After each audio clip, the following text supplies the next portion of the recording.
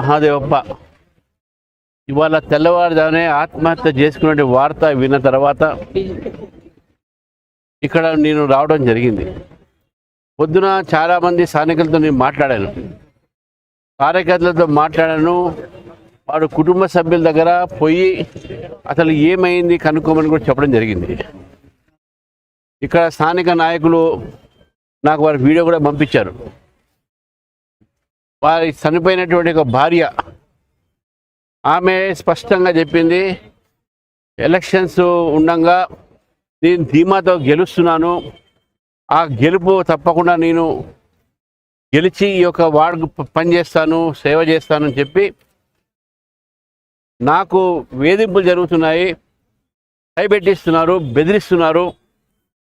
కాబట్టే నేను గెలుస్తాను కాబట్టి నన్ను బెదిరిస్తున్నారు కాబట్టి ఆ భయంతో స్థానిక రాజకీయ నాయకులు కానీ, మినిస్టర్ కానీ, ఎమ్మెల్యే కానీ వీళ్ళ ఒక ఒత్తిడి వలన అతను ఆత్మహత్య చేసుకున్నట్టు భార్య పొద్దున చెప్పింది.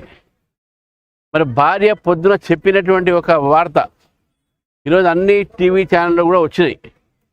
మరి ఈరోజు ఇప్పుడు నీకు రాగానే ఇక్కడ స్థానికంగా పోలీసులు ఎఫ్ఐఆర్ని కూడా మార్చడం జరిగింది. ఏంటంటే ఆమె సంతకం తీసుకున్న చదువు రాదు ఆమెకు, దాంట్లో రాసి కింద సంతకం తీసుకున్నారు. దాంట్లో ఓడిపోతానన్న భయంతో నేను ఆత్మహత్య చేసుకున్నాడు మా ఆయన చెప్పి చెప్పడం జరిగింది. ఇది ఎంత అబద్ధము!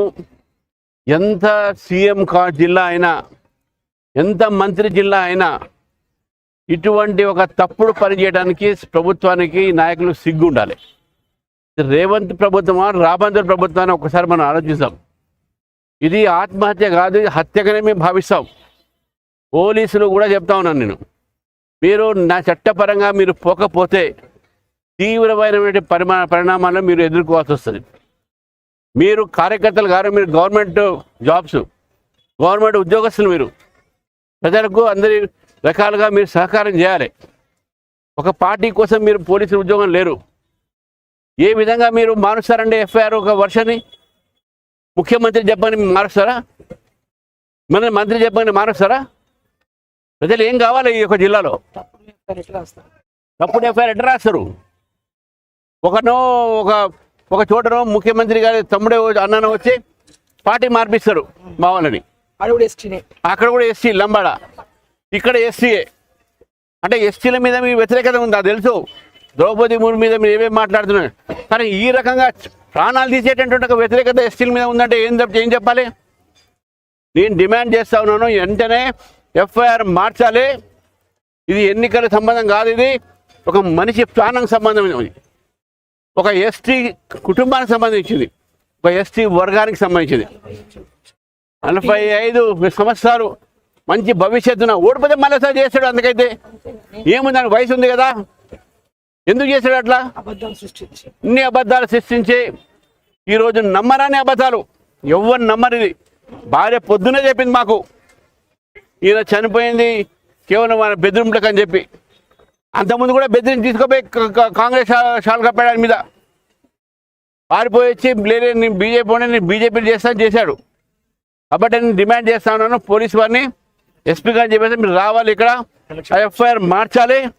అప్పుడే ఎలక్షన్ కమిషన్ గురించి మాట్లాడుతున్నాం. ఇప్పుడే రేఖా శర్మ గారు, మా ఎంపీ గారు పోతున్నారు. పోస్ట్ మార్టం జరగాలి. హ్యూమన్ రైట్స్ కమిషన్ ఇప్పుడు వస్తుంది.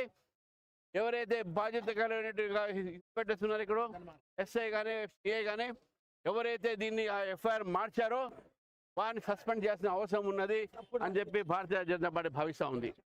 ఇది తప్పుడు సమాచారము, తప్పుడు ఎఫ్ఐఆర్. ఇది వాస్తవం ఆమె చెప్పిన మాట ఎఫ్ఐఆర్, ఆ మొదటి మాట ఎఫ్ఐఆర్ రికార్డెడ్, అది మీడియాలో రికార్డెడ్. కావాలని అందరికి మీరు చూపెడతారు మీడియాకు. ఈ రకంగా చేస్తున్నారు. అయితే మా కార్యకర్త, మా ఒక క్యాండిడేట్ వారి కుటుంబంలో పట్ల మాకు సంతాపం చెప్తున్నాను. భారతీయ జనతా పార్టీ నుంచి నేను వారి కుటుంబానికి 10 లక్షలు నేను వారికి సహకారంగా ముందు నేను అనౌన్స్ చేస్తూ ఉన్నాను. అయితే సహకారాన్ని, ఎందుకంటే బీద కుటుంబము పార్టీ నుంచి ఇస్తున్న మా పార్టీ కార్యకర్త కాబట్టి పార్టీకు, కార్యకర్తలకు, నేతలకు భారతీయ జనతా పార్టీ అండగా ఉంటుంది. ఎవ్వరు కూడా ఆత్మవిశ్వాసం కోల్పోయేది లేదు. ఎలక్షన్స్ అనేది ప్రజల ఒక ఆశీర్వాదం మీద ఉంటుంది. కానీ ఇట్లా బెదిరించి ఎలక్షన్స్లో ఈ విధంగా బెదిరింపులు చేసి తొండి ఆటతో గెలిచే ప్రయత్నం చేస్తున్న కాంగ్రెస్ పార్టీ చేసే పనే ఇదే. కాబట్టి నేను మళ్ళొక్కసారి చెప్తున్నాను, పోస్ట్ మార్టము ఈ ఎఫ్ఐఆర్ మార్చే వరకు జరగదు. కావాలంటే మమ్మల్ని అరెస్ట్ చేసుకొని చూస్తాము, మేము ఇక్కడే ఉంటాము, ఏం చేస్తారు చేసుకోండి చెప్తున్నాను.